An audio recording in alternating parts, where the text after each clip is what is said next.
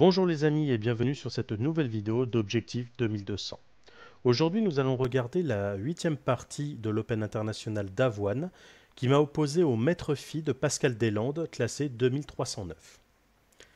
Cette partie, au-delà du fait d'être très intéressante et assez mouvementée comme vous allez pouvoir le voir, elle s'inscrit dans un contexte assez particulier. En effet, je n'avais pas du tout, mais alors pas du tout envie de jouer cette partie. J'ai même eu envie d'abandonner le tournoi, ou du moins sortir du tournoi. Mon adversaire n'y est absolument pour rien, hein. C'est juste que j'ai vécu un drame personnel la veille, un décès dans ma famille précisément, et je n'avais pas du tout la tête aux échecs, et mes émotions ont pris le dessus, comme vous allez pouvoir le constater à l'analyse de cette partie. La partie a donc débuté par D4, cavalier F6, fou F4. Bon, jusque-là, c'est une invitation au système de Londres, bien que on peut très bien transposer dans un London Jobava, une attaque Jobava. Ça peut également transposer dans une Pirque, avec un ordre de coup un peu spécial, j'en conviens. Mais j'invite surtout mon adversaire, je l'incite à jouer du E6 ou du D5. Bien entendu, vous n'êtes pas sans savoir que l'approche avec C5, E3, Dame B6 est réputée pour être, au-delà d'être complexe, elle peut transposer dans des variantes annulantes. Annulante ne veut pas dire automatiquement nulle. Il peut y avoir effectivement des approches annulantes avec du cavalier C3, laissant le pion B2, qui est donc un pion sanctuaire, en prise. S'il y a capture par la dame, cavalier B5 avec enfermement des cases de fuite et menaçant sans cesse du tour B1, tour A1. Ça peut être match nul. Je ne savais absolument pas ce que jouait mon adversaire, du coup, après fou F4, je me suis dit, on verra bien. G6, cavalier C3, donc là je ne joue plus vraiment en système de Londres, je suis plutôt sur une tentative de Jobava, et encore ça dépend de ce que mon adversaire souhaite mettre en place. Peut-être qu'il y aura alors la poussée des 5, auquel cas ce ne serait pas une pierre, que ça serait vraiment une Jobava, quoique ça peut être également une Richter-Verresov. Mon adversaire joue D5, je joue à tempo Dame D2, avec une batterie me permettant de jouer du fou H6. Et ici mon adversaire a commencé à énormément, mais quand je dis énormément, c'est vraiment énormément réfléchir. Il a dû réfléchir environ 30 minutes pour jouer le 4e coup. Je n'en revenais pas. Non pas que la position soit très compliquée, on est toujours dans une certaine théorie, mais je suppute, je suppose que mon adversaire ne connaissait peut-être pas la ligne, ou alors il avait oublié, ou alors c'est quelque chose de relativement rare, hein, et dans ce cas il devait trouver une idée pour contrecarrer cette formation. Je n'en ai aucune idée. Toujours est-il qu'il a joué le très surprenant H6. Surprenant dans le sens où je n'ai pas l'habitude de le voir. En vérité, je vois plutôt du fou G7, auquel cas j'aurais joué du fou H6, et sur du petit roc, je fais grand roc, avec l'idée F3 pour préparer un éventuel E4, et du H4, H5 pour attaquer le fianchetto. Si ça vous intéresse, je vous renvoie également à la vidéo qui m'a opposé à Margot Morachini, contre laquelle j'ai joué exactement la même formation, mais elle m'avait joué du fou prend H6, dame prend H6 et fou F5. Si vous souhaitez regarder cette vidéo, le lien est dans la description. Donc mon adversaire a joué le très étonnant H6. Ce n'est pas un coup idiot, bien au contraire, ça prépare la poussée G5. Mais le problème, c'est que le pion H6, ou devrais-je dire plutôt la case H6, eh bien elle est en prise. Le pion est une véritable cible et ça interdit ou retarde au maximum le petit roc. En effet, si je joue du H4, ce qui s'est passé dans la partie, j'interdis ou je retarde au maximum la poussée G5, il pourrait y avoir du fou G7 comme il s'est passé dans la partie, mais mon adversaire ne pourra pas roquer. Ici j'ai joué du grand roc non seulement pour activer une nouvelle batterie, mettre le roi à l'abri, mais je voulais surtout faire en sorte que la poussée C5 ne soit pas efficiente. En effet, de par l'alignement tour-dame et la pression exercée par le cavalier sur le pion D5, il y a toujours des menaces, même par rayon X, sur la colonne D. J'aurais peut-être dû envisager du F3 immédiat, c'est très affaiblissant sur les cases noires, notamment les cases E3 et G3, mais ça prépare très clairement la poussée E4. J'ai pensé à jouer F3, mais je dois avouer que ce qui me déplaisait, c'était l'approche avec cavalier H5, fou H2, du C6 avec l'idée E5, pour ensuite faire du dame prend H4. Je n'aimais pas trop cette configuration. Je voulais absolument conserver cette batterie et replier le fou en E3 ne me semblait pas pertinent parce que ça offrait aussi la case G3. J'ai donc opté pour grand roc. Fou E6, un coup surprenant de prime abord. Le fou fait office de gros pion. Il est littéralement entre le pion D5 et le pion F7. Donc si on le remplaçait par un pion, il aurait exactement la même utilité. Néanmoins, c'est un coup assez intéressant, car après la poussée C5, si tant est qu'elle ait lieu, eh bien, il pourrait y avoir utilisation des fous en batterie. C'est assez pertinent. Et je ne peux pas contester cette approche. Je ne peux pas chasser le fou. Je ne peux pas essayer de le punir. Ce n'est pas possible. Je n'ai pas suffisamment de pièces développées. F3, avec l'idée non seulement de préparer une éventuelle poussée G4, mais surtout et avant tout la poussée E4. C5, D prend C5. C'est un coup que je ne voulais pas faire initialement, pour la simple et bonne raison que maintenant, il peut y avoir des idées à base de cavalier C6, dame A5, tour D8 et D4. Je voulais absolument pousser E4, mais ce qui me déplaisait avec la poussée E4 immédiate, ce n'est pas la prise en E4, parce que j'aurais joué du D5, ça aurait été vraiment bien. Non, ce qui me déplaisait, c'était la prise en D4 immédiate, auquel cas j'aurais été plus ou moins obligé de faire du dame prend D4, cavalier C6, peut-être du fou B5, petit roc. Soit je recule la dame et j'autorise la poussée D4 ou la prise en E4, soit je prends en C6,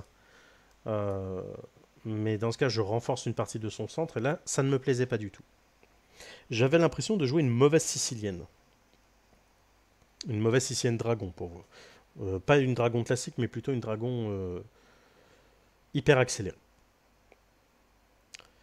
J'avais peut-être la possibilité de jouer du fou prend B8 intermédiaire, mais ça ne va pas, il y a une prise intermédiaire en C3, même avec du fou F8, peut-être qu'il y a tout simplement du fou D7 pour proposer des échanges. Il y a égalité, non pas égalité matérielle, j'ai un delta d'un pion, mais j'ai 3 pièces attaquées, les 3 pièces ne sont pas protégées, j'ai les 2 fous, j'ai la dame, il n'y a rien qui va dans cette position. J'ai donc décidé d'accepter le pion offert par mon adversaire et donc de jouer D prend C5. Il a répondu par dame A5.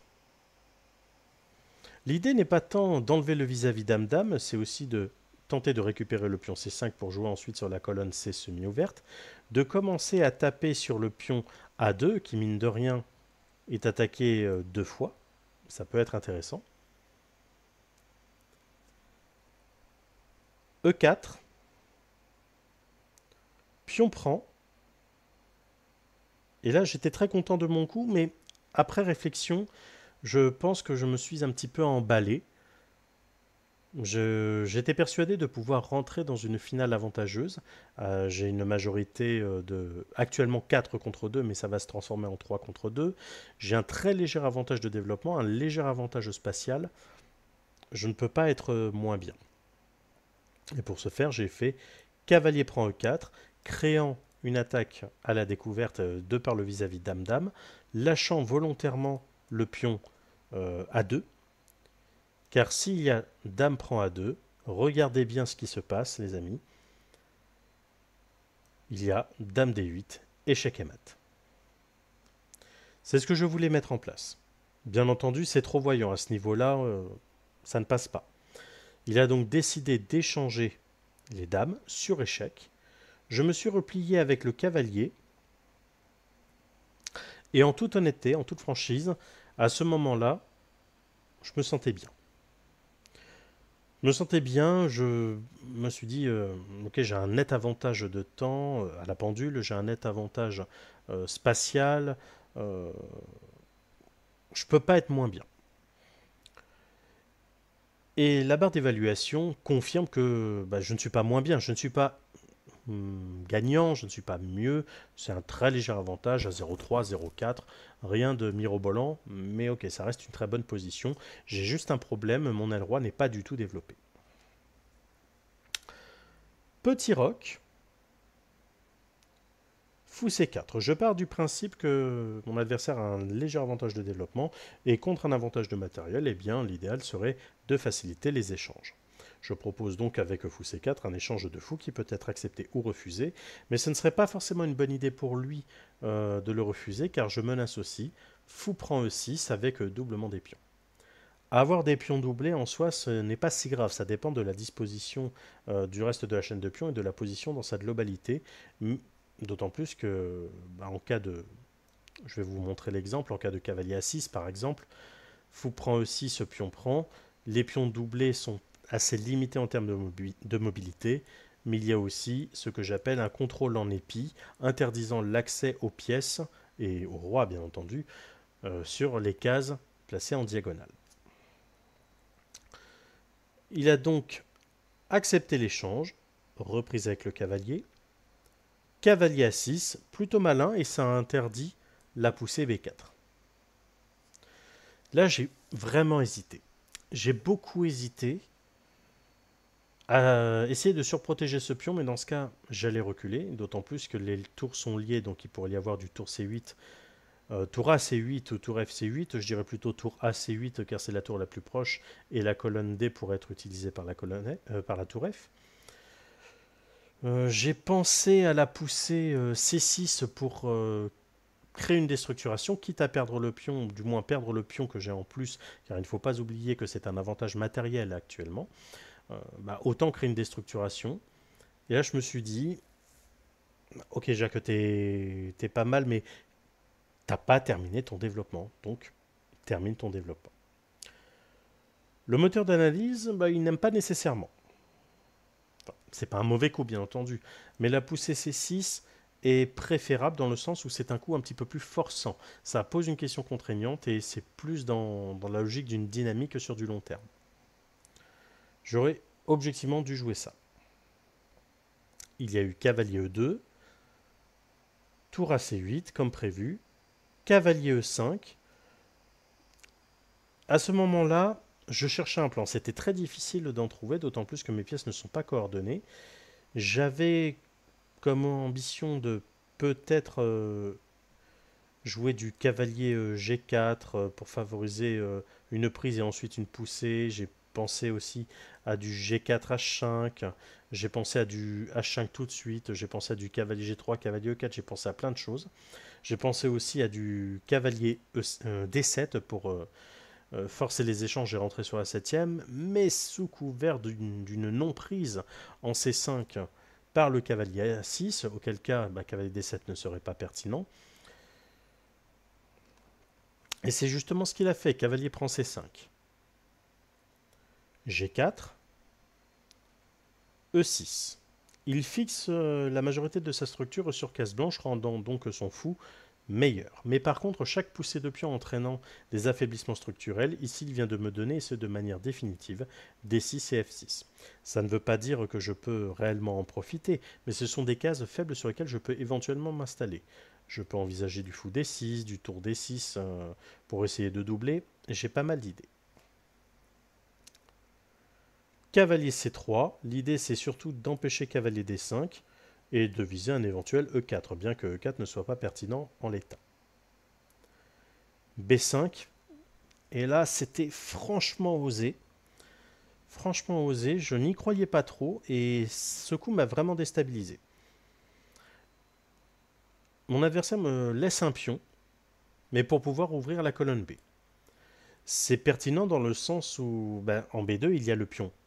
Pardon, sur la colonne B il y a le pion B2, et B2 est dans la ligne de mire du fou, donc il peut y avoir une espèce de case conjuguée. Je pars toujours du principe que si mon adversaire me laisse du matériel, s'il m'offre volontairement un pion, c'est qu'il y a anguille sous roche, donc je peux l'accepter, mais avec prudence, ou alors je le refuse systématiquement. Ici, je commençais à perdre un petit peu le fil de la partie. Je commençais à vraiment penser au drame qui s'était déroulé la nuit précédente. Je commençais à me dire, mais Jacques, t'as loupé quelque chose, tu commences à mal jouer, ça. T'es pas censé devoir jouer de cette manière. J'ai donc joué G5. G5 qui est un coup un peu forçant, mais aussi un coup un peu faiblard. En toute honnêteté, il est faiblard parce qu'il affaiblit les cases blanches. J'offre la case H5, même si celle-ci n'est pas pertinente. Une fois le cavalier en H5, il n'a aucune case. Et surtout, je ne me suis pas posé la question, outre mesure, de est-ce que je dois accepter le pion B5. J'aurais dû prendre le pion B5. En effet, sur cavalier prend B5, oui, il y a du tour B8, mais il faut faire attention, il y a toujours le fou qui surveille. Je peux reculer, je peux aller en C7, en D6, en C3, même en D4 pour ensuite jouer du cavalier B3 et faire blocus avec le corps du cavalier. J'aurais dû envisager ça. Mais j'ai joué G5. Bon, il est un petit peu moins bien. Pour autant, ce n'est pas inintéressant. Pion prend, cavalier H5, fou H2. Bon, ok. J'ai le fou qui coupe la liaison entre la tour et le reste de la colonne H. Mais le cavalier n'a aucune case de fuite, à moins de reculer le fou ou d'échanger le fou, mais dans ce cas, le cavalier va devoir aller en G7 puis en F5, et il y aurait des trous sur case noire. B4, cavalier B5, B3. Là, c'est très malin parce que je vois tout de suite le vis-à-vis. Il y a un vis-à-vis par rayon X avec donc clouage du pion C2. Et en cas de prise en B3, il y aurait alors cavalier prend B3, échec. Double échec, dont un, la découverte s'il y avait prise avec le pion C, ou avec clouage s'il y avait prise avec le pion A. J'ai décidé de prendre avec le pion A pour avoir un petit peu plus de pions vers le centre. Cavalier prend, échec, double échec, non, juste échec. Roi B1, tour C5, et là, coup de massue, c'est un coup que je n'avais absolument pas envisagé. C'est ici que je me suis dit, Jacques, t'as mal joué. Très clairement, t'as mal joué. Certes, tu n'es pas en état, tu n'as pas toutes tes capacités à 100%, le tournoi est presque terminé, t'as pas arrêté de pleurer, ça va pas du tout. Mais là, tu es passé à côté de quelque chose, je le sentais. Et ce coup, il m'a vraiment interloqué parce que il laisse son cavalier en B3 en l'air. Je peux le prendre, bien entendu. Mais sa tour est placée de telle sorte qu'elle attaque deux pièces en même temps, dont une qui n'est pas du tout protégée, le cavalier B5 est en l'air, et le cavalier E5 est attaqué deux fois, protégé une seule fois, c'est insuffisant. Mais il me laisse aussi la case de fourchette en D7. Là, je ne sais pas trop quoi penser. Il y a trop de possibilités tactiques, je commence à m'embrouiller.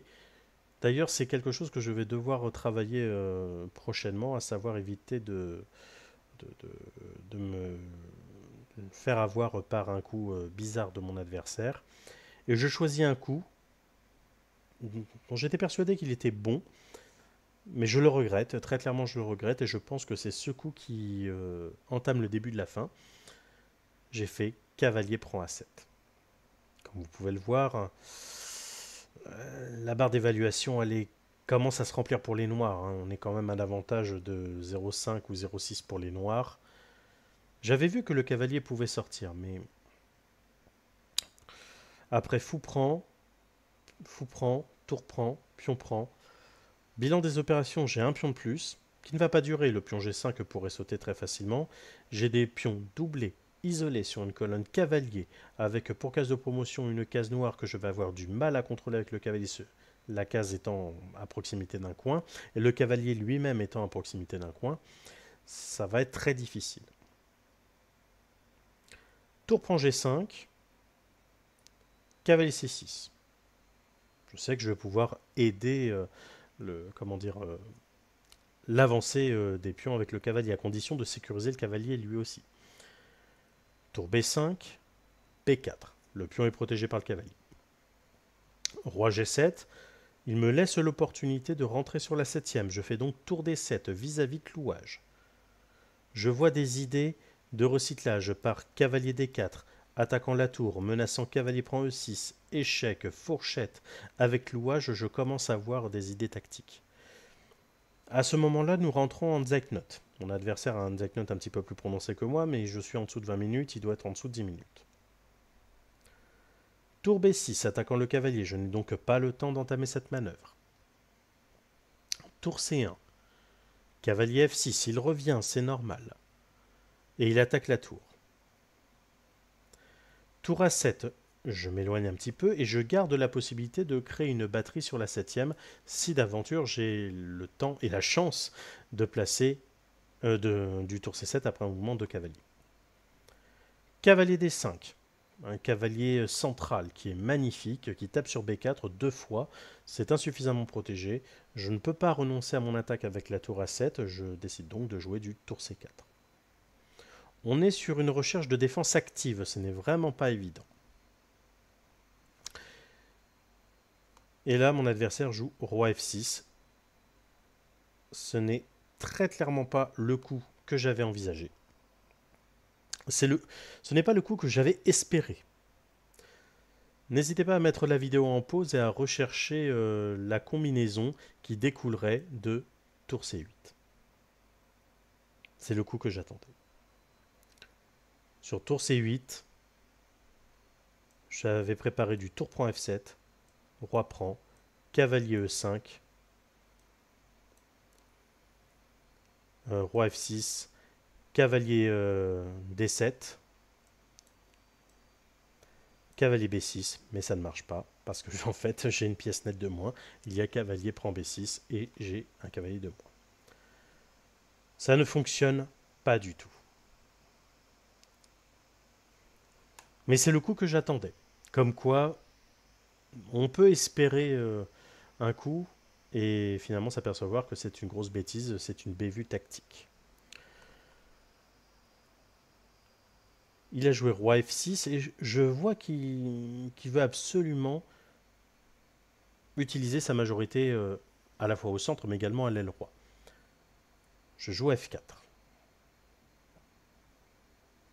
Roi F5. Je vois la possibilité de faire une fourchette en D7. Je vois que je dois passer par E5, mais si je passe par E5, je dois laisser B4. Mais si je laisse B4, il va favoriser les échanges, je vais avoir un pion de moins. Je vois que je peux essayer de taper sur sa structure de pion.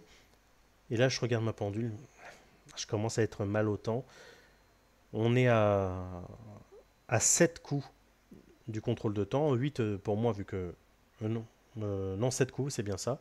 7 coups du contrôle de temps, ça commence à devenir extrêmement compliqué. J'ai le choix entre deux idées.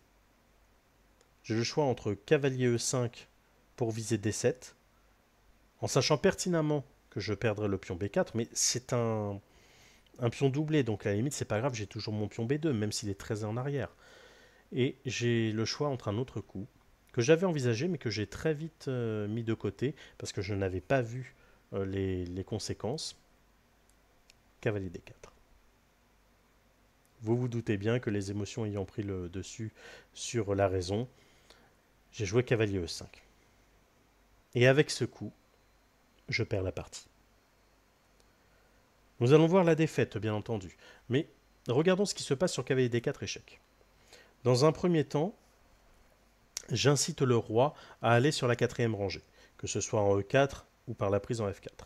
Sur cavalier prend F4, alors là, sur roi prend F4, pardon, là c'est royal, il y a un vis-à-vis par rayon X, il suffit de faire une attaque à la découverte et essayer de gagner du matériel. Or, je peux faire un cavalier prend E6, échec à la découverte, double échec avec fourchette gagnant un pion et la tour. Sur roi E4, c'est à peu près la même chose. C'est peut-être un peu moins stylé dans le sens où il n'y a pas de double échec, mais il y a tout de même cavalier prend E6. Et là, c'est beau. Donc peut-être que mon adversaire serait allé en G4. Mais sur G4, et c'est le coup que je n'ai pas du tout envisagé en Zeitnote, bah c'est la poussée F5. Elle est super forte. Ça permet d'ouvrir la quatrième rangée, donc de favoriser le vis-à-vis. La prise avec le roi n'est pas possible. La case étant contrôlée par le cavalier, donc ce serait une prise avec un pion. Peut-être G prend dans ce cas, comme tout à l'heure. Cavalier prend E6, échec à la découverte plus attaque de la tour. Peut-être une prise avec le pion E. Bon, là c'est quand même cavalier E6, ce n'est pas une prise sur échec. Ça reste une simple attaque à la découverte. Alors, peut-être qu'il aurait joué sur F5, peut-être qu'il serait allé ici, en G3, pour s'éloigner un petit peu. Et bien dans ce cas, prise en E6 est envisageable. Ça force un petit peu les échanges. Ou bien, je peux sans cesse attaquer le roi. Je peux aussi pousser du B5 et jouer avec mon pion qui est très avancé. C'est assez délicat, mais c'est quelque chose que j'aurais dû envisager, que j'aurais dû calculer, malgré la crise de temps. Mon adversaire aurait donc pu revenir en F6. Bon, bah, je répète les coups. Le cavalier est quand même bien placé en C6. Et c'est une proposition de nul implicite. C'est ce que j'aurais dû faire. Mais non, j'ai choisi cavalier E5. Et c'est en jouant cavalier E5 que je m'aperçois qu'en fait, en fin de variante, bah, je gagne le pion F7, c'est bien, mais je peux rien en faire. Vous allez voir. Tour prend B4, tour prend, cavalier prend. Et là, je me suis dit, bah en fait, ça sert à rien, ce que j'ai fait. En fait, je suis bloqué, je suis dans un couloir, à cause du cavalier. Même s'il n'y a pas de pion, il contrôle les cases comme si elles étaient occupées. Et échanger les tours par tour prend F7 bah, ne mènerait à rien. Tour prend, cavalier prend, roi prend, et je peux rien faire. J'ai un pion de moins, mon cavalier ne va pas pouvoir lutter. Donc je décide de garder les tours et je fais cavalier prend F7. Roi prend F4. Il n'est pas forcé de prendre, il n'est pas forcé de jouer ailleurs. Roi C1, je quitte le couloir. G5. Il utilise son pion le plus éloigné du roi, à juste titre. Il garde également la case D5 comme case de repli pour le cavalier, avec soutien. Cavalier D6, mon objectif. En fait, ici, je n'ai pas d'objectif à proprement parler, si ce n'est tenir le plus longtemps possible. Là, je jouais avec l'énergie du désespoir. Très clairement, je me disais, t'as fait n'importe quoi, t'avais une bonne position, tu pouvais potentiellement gagner, et t'as complètement raté, t'as complètement loupé le coche. Donc là, je jouais juste pour espérer l'impensable. G4. Tour C7. J'ai joué tour C7 au lieu de tour A4. C'est vrai qu'on pourrait se dire, bah, tour A4, c'est super fort. Mais qu'est-ce qui se passe sur tour A4? Il y a juste tour B8. Il y a juste tour B8, et le pion G, il va à dame tout seul. Du coup, j'ai décidé de rechercher l'échec et d'empêcher un éventuel tour C8, bien que ce ne soit pas possible. La case étant contrôlée par le cavalier, je préfère anticiper. Donc tour C7, roi E3, très malin, il crée un nouveau couloir. Donc là, il menace m'attendre. Il menace tour F1 mat. Je fais un petit coup d'échec. Roi E2, toujours un couloir, il menace mat. Je n'ai aucun échec disponible. Je n'ai donc pas le choix, je dois me créer une case de fuite, je pousse B3, ma seule case de fuite étant maintenant B2. G3, il gagne un tempo. Tour G7, je me place derrière le pion pour surveiller la case de promotion. J'ai bien conscience que la tour est inefficace ici. Mais je n'ai pas beaucoup de coups disponibles. Cavalier D3, et ça c'est un coup que je trouve très beau, vraiment très très beau, parce qu'en fait, il m'oblige littéralement à m'enfuir. En effet, sur roi C2, il y a cavalier E1 échec, autorisant G2. C'est vachement beau. Et sur tour B1, sur roi B1, pardon, roi F2, il contrôle la case de promotion, il protège le pion. Je n'ai aucun échec disponible, je tente le tout pour le tout. Je suis prêt à sacrifier mon cavalier sur le pion à condition de pouvoir faire un échec. Je vois que je peux le faire depuis E4. Donc j'essaye de viser E4 en passant soit par D6 soit par D2. Je tente cavalier D2. En cas de G2, qu'est-ce que j'aurais pu faire? Cavalier E4, échec. Si le roi se rapproche ici, je refais un échec et j'essaye non pas de répéter les coups mais de surveiller au maximum le pion C. Et en cas de roi E3, tour prend G2, roi prend E4 et ok, je joue avec un cavalier de moins mais je sais que j'ai encore une micro chance de tenir. Mais vraiment une toute petite chance. Malheureusement pour moi, il a vu tout ça. Et il a joué le coup très très fort, tour F4, qui empêche cavalier E4. Je n'ai plus aucun coup disponible. Je n'ai aucun échec valable. Et ici, j'abandonne. C'est donc une défaite, mais une défaite... ce n'est pas une défaite lourde, et il faut aussi se remettre dans le contexte, il faut la regarder en perspective. C'est une défaite qui pouvait être évitée. J'ai très clairement joué avec des émotions fortes, des émotions négatives, des émotions contraignantes. J'ai moins bien joué que sur toutes les autres parties. On peut même dire que c'est ma plus mauvaise partie du tournoi. Ça n'excuse en rien les émotions négatives, les événements extérieurs qui nous empêchent de réfléchir ne sont pas des excuses. J'aurais peut-être dû m'abstenir. Mais bon, à chaque chose, malheur est bon. J'ai quand même appris beaucoup de choses. Je sais maintenant que lorsque ton adversaire essaye de contre-attaquer en te laissant une fourchette, il faut peut-être la prendre. Voilà les amis, ce sera tout pour aujourd'hui. Merci d'avoir regardé cette vidéo. N'hésitez pas à lâcher des commentaires ou un pouce bleu. Ça fait toujours plaisir et ça aide au référencement de la vidéo. N'hésitez pas également à vous abonner et à regarder les autres vidéos de la chaîne. Je vous dis à bientôt pour une prochaine vidéo.